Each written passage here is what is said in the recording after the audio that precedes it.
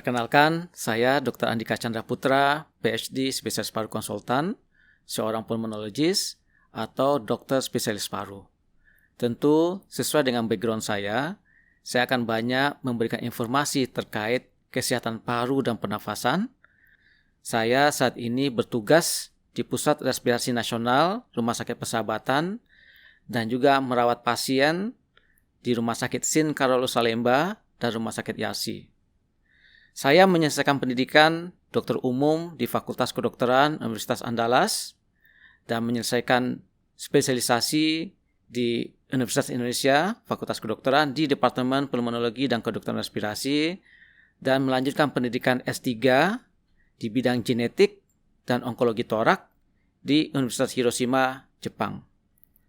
Tentu kita mengetahui bahwa kesehatan paru saat ini menjadi masalah yang sangat besar sekali. Selamat datang di Lang Tulang Podcast, saatnya sadar akan kesehatan paru. Beberapa waktu yang lalu, Fellow International of Respiratory Society mempublikasikan suatu jurnal yang menyatakan bahwa beberapa dekade ke depan, dunia akan dihadapi oleh Global Burden of Respiratory Disease. Artinya ada 5 penyakit terbanyak yang akan mengancam kesakitan dan kematian masyarakat dunia. Dan kalau kita terkait di Indonesia sebagai salah satu negara berkembang, tentu gap antara pengobatan, screening, dan proses preventif penyakit-penyakit tadi menjadi masalah yang cukup besar. Kita mengetahui saat ini terdapat 8 juta kematian setiap tahunnya terkait dengan penyakit respirasi atau penyakit paru. Penyakit paru atau penyakit respirasi saat ini menduduki posisi ketiga dari 10 penyakit penyebab kematian di dunia. Tentu tadi saya sampaikan ada 5 penyakit yang paling mengancam masyarakat dunia, khususnya juga di Indonesia, yaitu asma, penyakit PPOK, penyakit kanker paru, pneumonia, dan tuberkulosis. Tentu dari 5 penyakit tadi, kita juga dihadapi oleh masalah yang cukup pelik, besar. Ya. Dalam artian, ada penyakit yang sifatnya akut, dan juga ada penyakit yang bersifat kronik. Dan penyakit akut tadi juga menyebabkan kematian yang cukup besar, apalagi penyakit-penyakit kronik seperti kanker paru dan PPOK menyebabkan kesakitan dan kematian yang membutuhkan waktu yang cukup lama. Pada podcast ini, saya akan lebih banyak berdiskusi tentang kanker paru dengan Bapak, Ibu, dan teman-teman sekalian. Kenapa kanker paru perlu saya jelaskan lebih awal? Karena memang kanker paru ini merupakan penyebab kematian nomor 1 di Indonesia. Hampir 300.000 orang setiap tahunnya menderita kanker paru. Ada beberapa faktor risiko untuk seseorang bisa menderita kanker paru. Tentu semua dari kita sudah paham bahwa merokok merupakan faktor risiko utama untuk menderita kanker paru. Di samping juga ada perokok pasif bisa juga menderita kanker paru. Itu juga faktor umur juga mempengaruhi terjadinya kanker paru karena semakin tua seseorang maka risiko untuk menderita kanker paru juga semakin tinggi. Tapi perlu diingat, walaupun faktor usia memegang peranan penting, tapi semakin dini seseorang terpapar rokok, maka semakin awal risiko terjadi kanker paru juga semakin besar. Juga faktor jenis kelamin, tidak ada perbedaan yang signifikan prevalence antara laki-laki dan perempuan untuk menderita kanker paru, walaupun sebagian besar penderita kanker paru adalah laki-laki. Ada faktor-faktor lain bisa mempengaruhi terjadi kanker paru seperti paparan polusi udara, resiko paparan asbes maupun zat radon lainnya juga ikut mempengaruhi terjadinya faktor risiko kanker paru. Di antara banyak faktor risiko tadi, tentu ada beberapa faktor risiko yang bisa kita robah, ya. Dan juga ada beberapa faktor risiko yang tidak bisa kita robah, ya.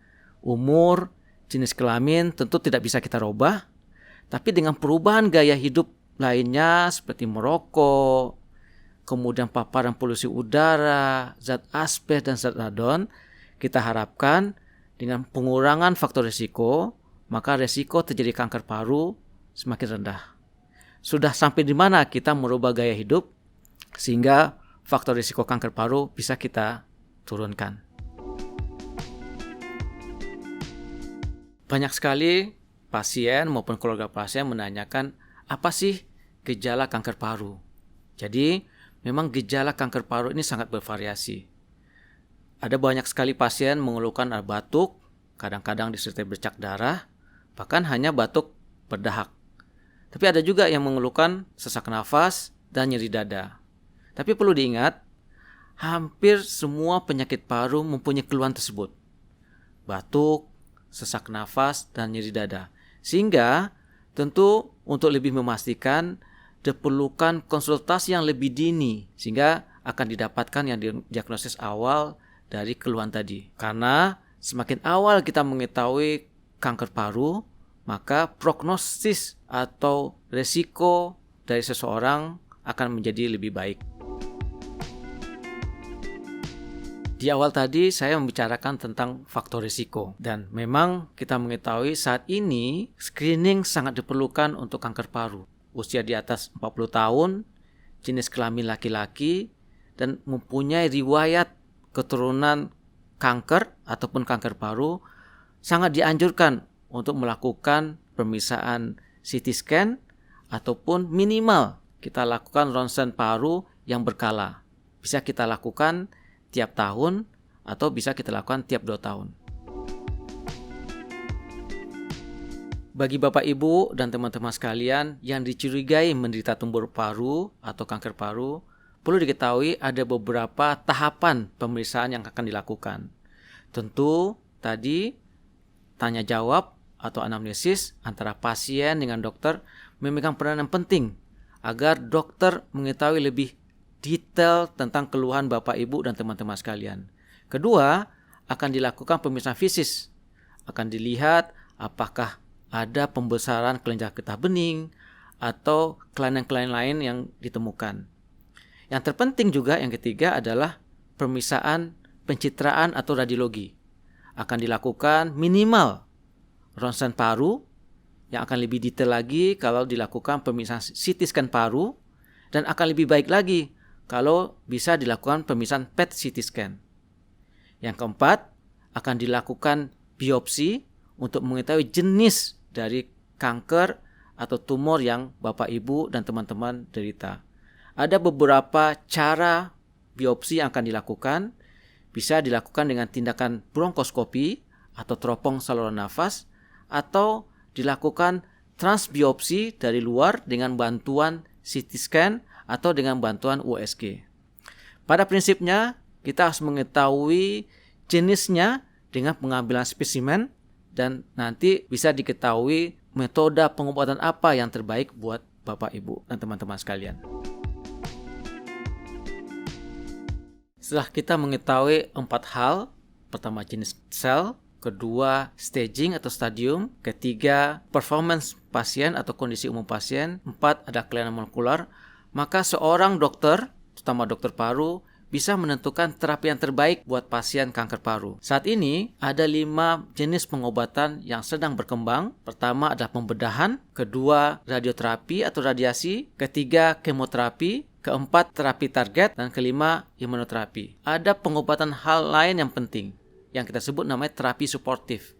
Karena banyak dari pasien-pasien kanker paru ini juga mengeluhkan nyeri, mengeluhkan lemas, nafsu makan sehingga memerlukan terapi suportif. Di episode berikutnya, kita akan lebih banyak bicara lebih dalam tentang kanker paru, bagaimana seorang pasien kanker paru menjalani pengobatan, apakah pengobatan alternatif lebih baik dengan pengobatan medis, dan hal lain tentang kanker paru. Sahabat paru, saatnya sadar akan kesehatan paru. Sampai jumpa di Lang Tulang Podcast berikutnya bersama saya, Dr. Andika.